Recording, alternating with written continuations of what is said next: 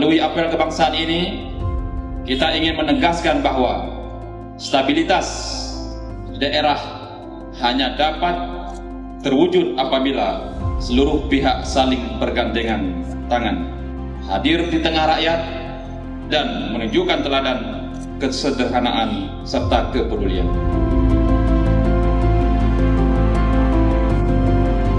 Forkopimda Aceh Barat harus selalu solid, hadir di tengah masyarakat, serta responsif dalam meredam setiap potensi gangguan keamanan dan ketertiban.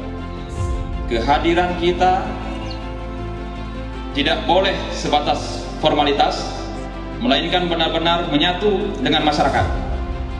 Duduk berdialog bersama para tokoh agama, tokoh adat, pemuda, dan seluruh elemen yang berpengaruh.